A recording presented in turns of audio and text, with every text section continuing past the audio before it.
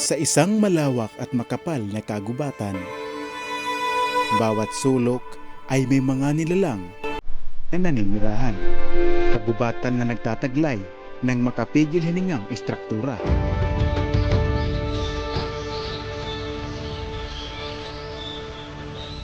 Kilala ang Samar bilang Spelunking Capital of the Philippines.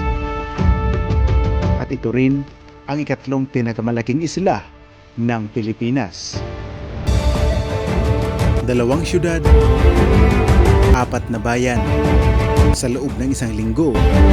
Sa pamamagitan ng munting teknolohiya, ipapakita ko at ipapasyal ko kayo sa 3 naggagandahang waterfalls na kilala sa probinsya ng Samar. Sa loob ng isang linggo, samahan niyo akong lakbayin ang malalayong lugar at ating silipin ang mga likas yaman at lihim ng kagubatan.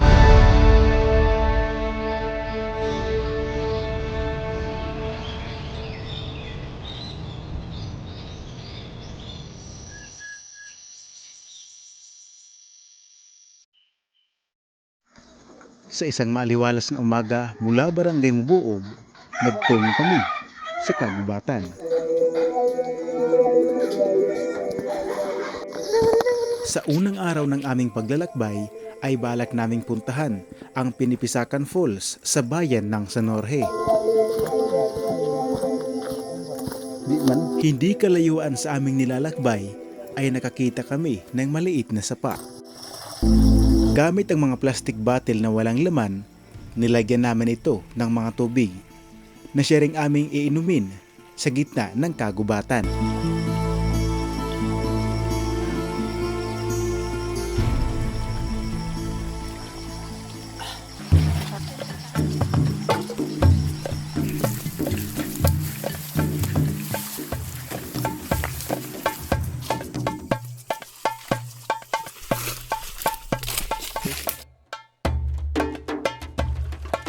May isang paraan para makapunta sa Pinipisakan Falls. Makipag-coordinate lang kayo sa San Jorge Municipal Tourism Office. Kami, mas pinili naming sa gubat dumaan dahil gusto naming madaanan ang malawak na kuweba. Noon pa man, sanay na akong maglakbay sa mga gubat at kabundukan. Mas gusto ko kasing masilayan ang malalaki at matatayog na punong kahoy. At higit sa lahat, mas gusto kong marinig ang natural na ingay ng kalikasan. Mga indikasyon na mayroong mga lupa dito na pinapasila ng mga baboy damo. Hindi dito. Ito, kung tinatawag sa waray ay buwad. Kumbaga yung mga baboy damo, yung kanilang nguso, ginaganon-ganon nila para maghanap sila ng mga bulate na pwede nilang makain. So yun, isang indikasyon nito na dito sa mga area dito ay mayroong mga baboy damo na gumagala-gala. Kung papansin nyo, meron dito tinatawag na agarwood. Ano ito Ito yung most expensive na punong kahoy na matatagpuan dito sa Pilipinas. Huwag lang natin galawin yung bunga para para mas dumami pa. Maya't maya pa ay may kakaiba kaming narinig.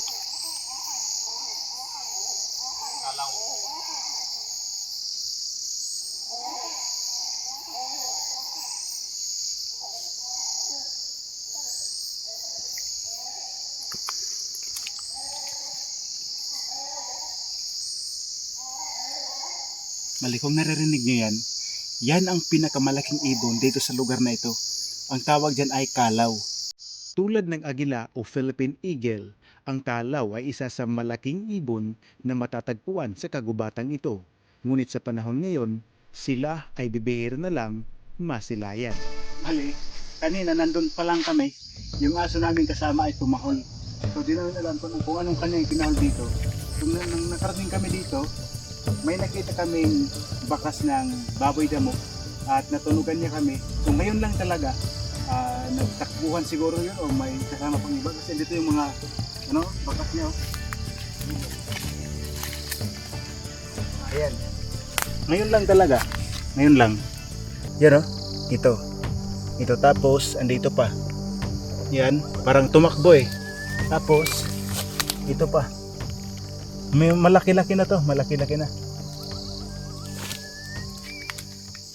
Ewan ko kung saan tumakbo.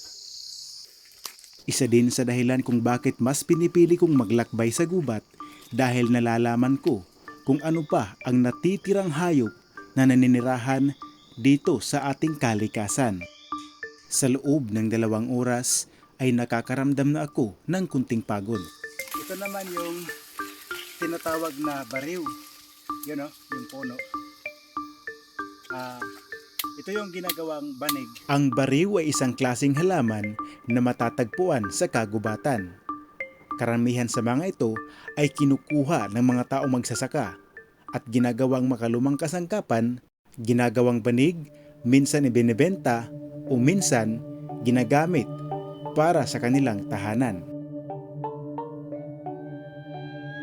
Sa gitna ng makapal na gubat at matataas na kabundukan, ang Samar ay tinaguriang Spelunking Capital of the Philippines.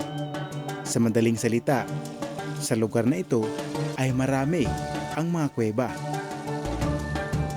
Kaya bago kami pumunta sa Pinipisakan, dumaan muna kami sa isang kuweba.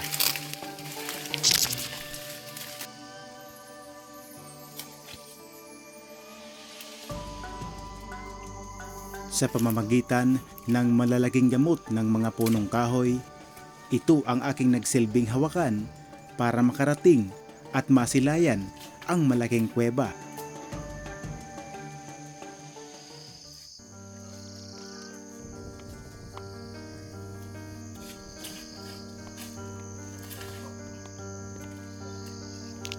Sa cave entrance, sa unang tingin, maliit ang butas ng kuwebang ito. Ngunit sinubukan kong puntahan, mali pala ang nasa isip ko. At nung narating ko ang bunganga ng kuweba, napakalawak at napakataas ng cave entrance. Ngunit wala kaming sapat na kagamitan at sapat na permiso mula sa Department of Environmental and Natural Resources o DENR para pasukin ang kuwebang ito. Kaya't mayat maya pa ay nagdesisyon na kaming umalis na.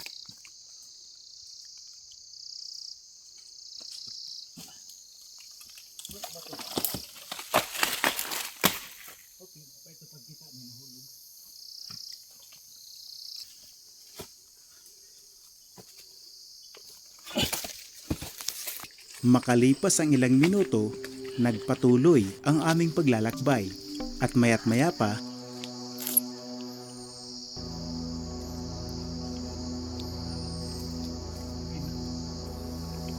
at sa hindi inaasahang pangyayari, may nakita kaming maliit na ibon na nakatira sa kanyang pugad. Kaya dumapa ako sa lupa para makunan ang maliit na ibon na ito at higit sa lahat, yung pagkuha na hindi sila magagambala. Isang gutom at maliit na ibon na umaasa sa pagbabalik ng kanyang ina. At makalipas ang mahigit 4 na oras na aming paglalakbay sa ilalim ng kagubatan, sa wakas, eto naman ang aking nasilayan. Ay, sa wakas, nakalabas tayo sa napakakapal na gubat. So ngayon, ito yung daan papuntang Barangay Bayang. Tapos dito naman, ito naman yung daan papuntang Ginarutan at Doroongan at doon tayo nadadaan patungo naman sa Pinipisakan Falls. Mula sa kabundukan, ilog naman at naglalakihang bato ang aming babaybayin. Sa wakas, hindi na mainit at higit sa lahat, ako ay makakaligo na rin. Para makarating sa Pinipisakan, sa lugar na ito ay wala kang ibang pagpipilian, kundi lumangoy sa malalim na tubig.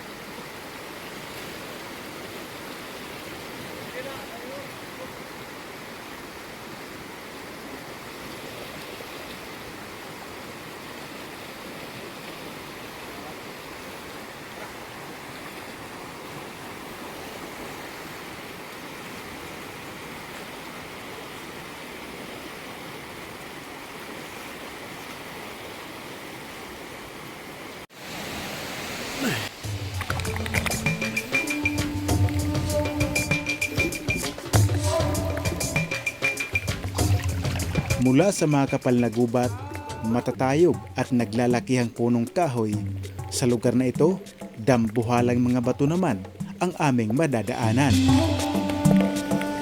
Imbis na sapatos, kumbat ang ginamit ko. Sa lugar na madulas, tulad nito, delikado. Kaya tulad ko, balansi sa katawan ang kinakailangan.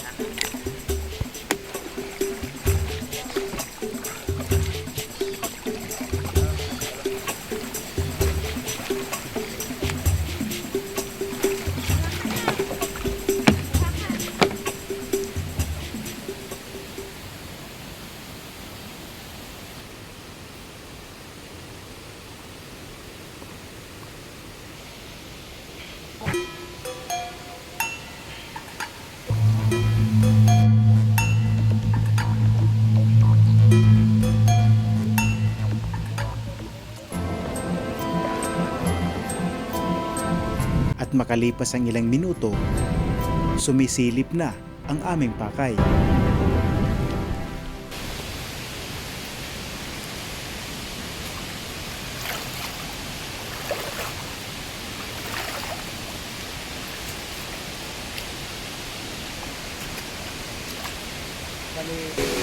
Ayan na yung papunta natin. Ang Pinipisakan Falls. Para siyang cortina, karang curtain. Itong nasa harapan ko ngayon, ito yung tinatawag na heart snake. Kasi yung kanyang ulo, hugis puso. Kulay green nga lang, ayun o. Ito ang Pinipisakan Falls, ang nakatagong yaman sa bayan ng San Jorge Samar.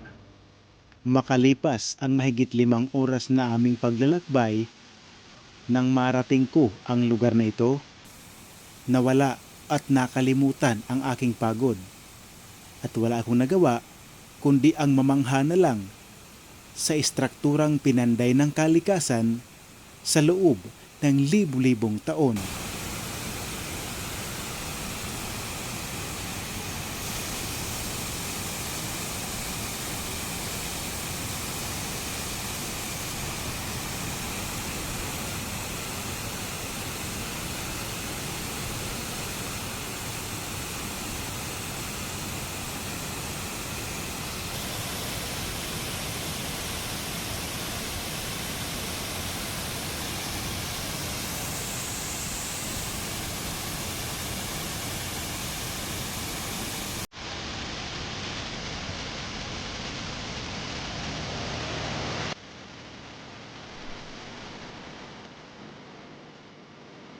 Nakakapagod man ang aming paglalakbay, baliwala ito kapag nasilayan mo na ang likas yaman na higit pa sa iyong inaasahan.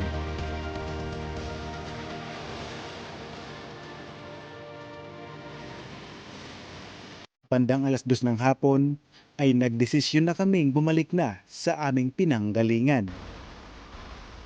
Imbis na motorboat, ligaw na saging o katawan ng pakol kung tawagin sa Waray ang aming nagsilbing gabayan para makabalik sa lugar na aming pinanggalingan. Maya't maya pa ay dumaan kami sa Nuru-Turuan, isang maliit na waterfalls na madadaanan kung ikaw ay nagmo-motorboat papuntang Pinipisakan Falls. Dahil may mga gamit na hindi pwedeng mabasa, mas minabuti ko itong itali at ilagay sa kahoy na inilagay sa aming balsa. At maya't maya pa, ako ay nagpaanod sa rumaragasang agos.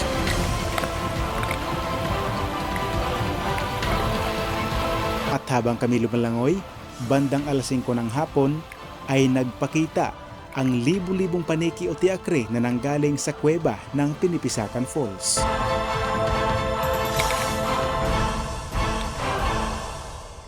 Sa ikalawang araw ay nagtungo ako sa bayan ng Calbiga. Dito yung ating registration area.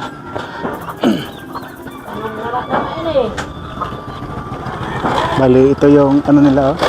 Ito yung nakalagay dito sa registration area.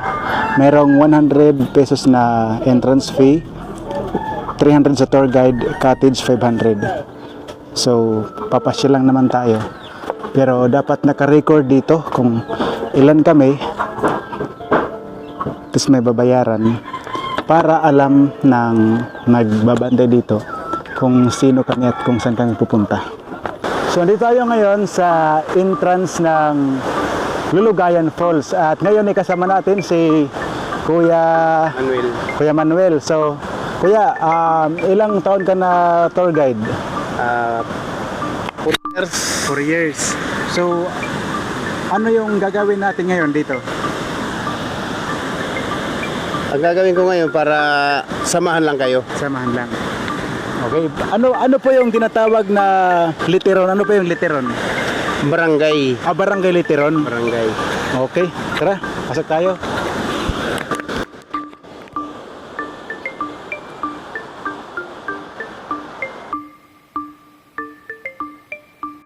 Ayon sa kwento, ang salitang lulugayan ay hango sa salitang buhok ng babae na kapag basa daw ito ay nakalugay at katulad sa lugar na ito, ang waterfalls ay nakalugay na tulad buhok ng babae kaya sa kalaunan, ito ay tinawag na lulugayan.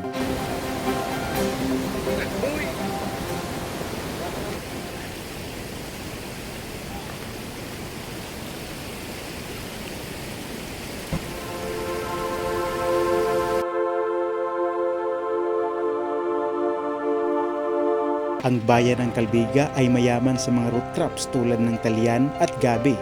At sa lugar na ito, gumagawa din sila ng binagol na siya ring itatampok ko sa mga susunod na araw.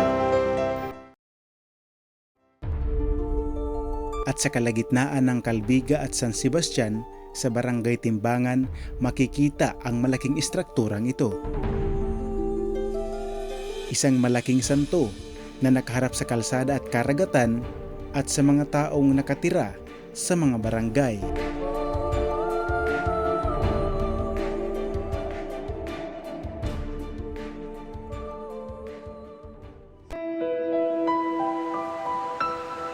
Sa ikatlong araw ko ay nagtungo naman ako sa Barangay Tinaplakan na sakop pa ng Calbayog Samar para personal na masilayan at i-explore ang taniyag na pasyalan kung tawagin, Bangon, Larik at Tarangban Falls.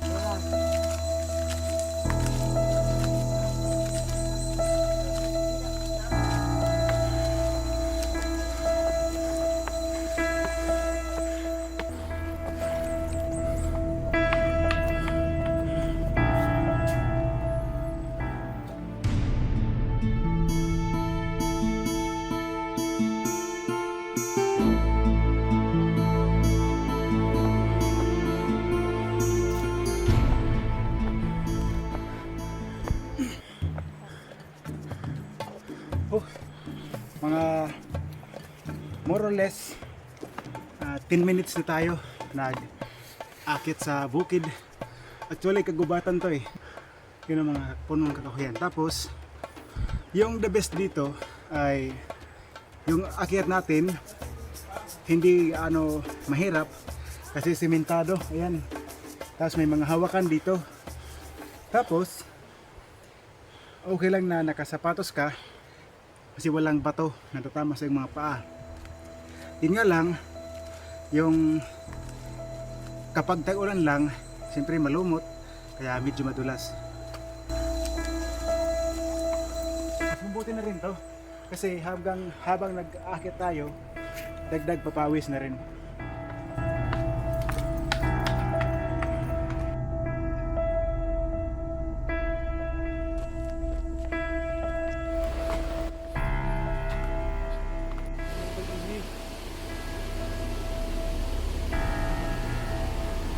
Humigit kumulang 1 oras na aming paglalakbay ay narating namin ang sinasabing Tarangban Falls.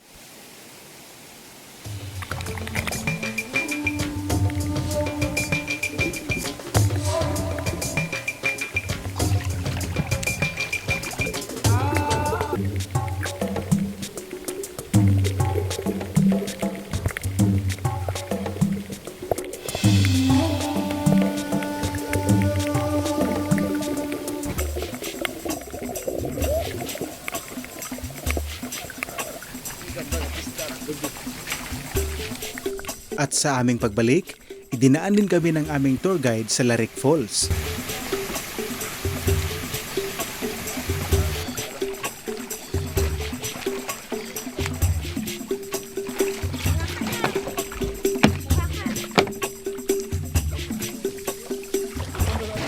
At bandang 3:00 ng hapon ay bumalik na rin kami sa aming bayan. Kinabukasan ay nagtungo naman kami sa bandang Matuginaw at Gandara, Samar. At balak naming puntahan ang isang Blue Lagoon na nasa loob ng kuweba. Sa loob ng kagubatan, inaabot kami ng humigit kumulang 3 oras para marating ang nasabing lugar. Kitang-kita natin na walang source ng tubig, kundi ito lang na tumutulo o pumapatak mula sa cave ceiling. Yan ang tinatawag na stalactites, kung saan ang stalactites na yan ay naglalabas ng tubig na galing sa ibabaw ng kalupaan. So yung tubig na dyan ay dito mismo na iimbak sa parang cave dito. Tapos ayan, nagiging water pool siya na kulay blue. Grabe, ang ganda.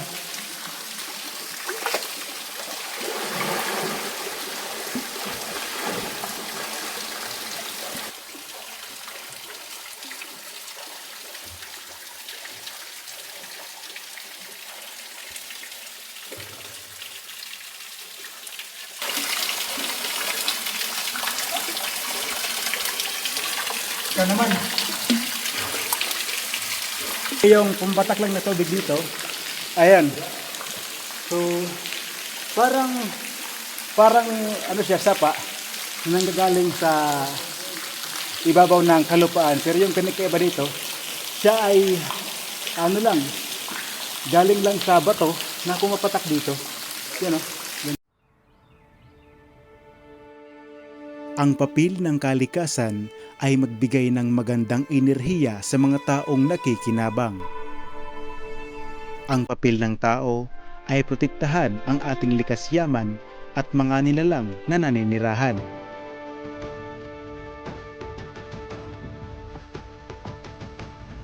Sagana tayo sa yamang tubig, lupa, at maging sa karagatan. Tayo ay nagmimistulang bisita lamang sa ibabaw ng mundo. Sana sa paglipas ng mahabang panahon, ang likas yaman na ito ay hindi masira sa kamay ng mapang-abuso. Mula dito sa una at ikalawang distrito ng Samar, ako po si Antonio Cabubas at ito ang Province Life TV, Explore and Docu Network.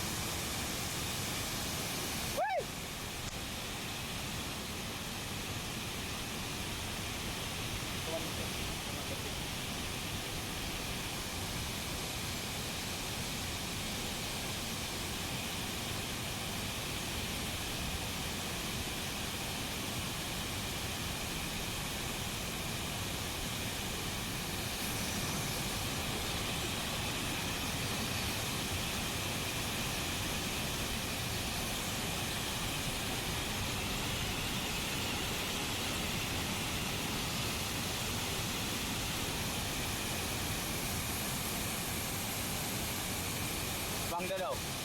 Kaya apil nga tubaw, mga tigbaw. Doon. Doon.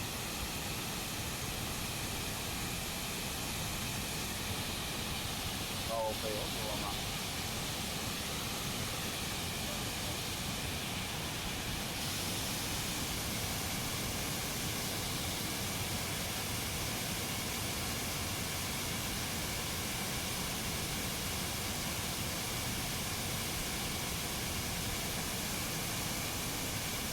Tahu na. Mataw ka? Sige. Tumaw. Jam shot. Jam shot. Tara, mataw na.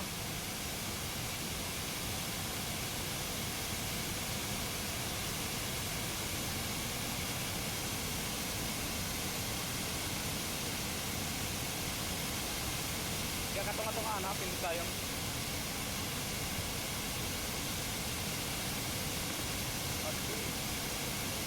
Wala na kakuha. Kuha. Ha? Kuha. Pakain na iya.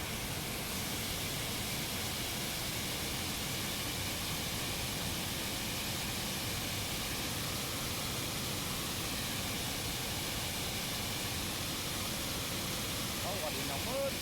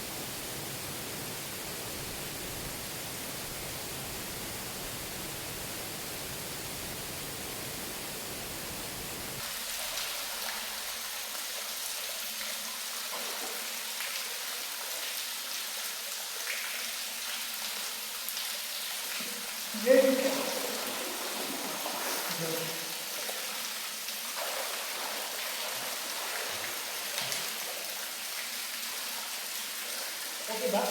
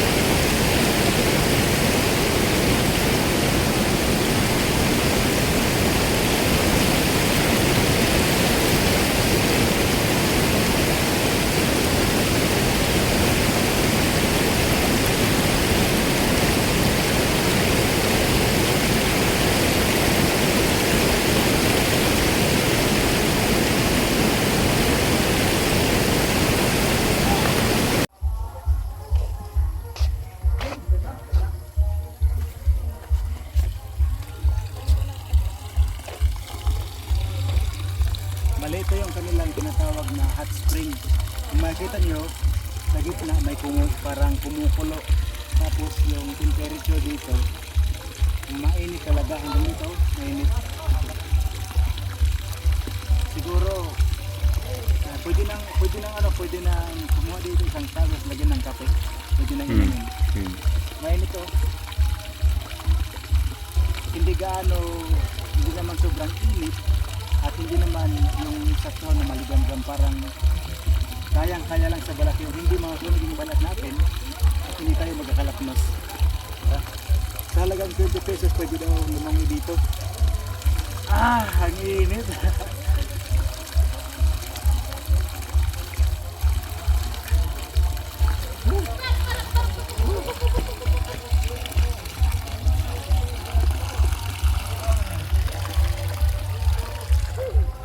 Pasok.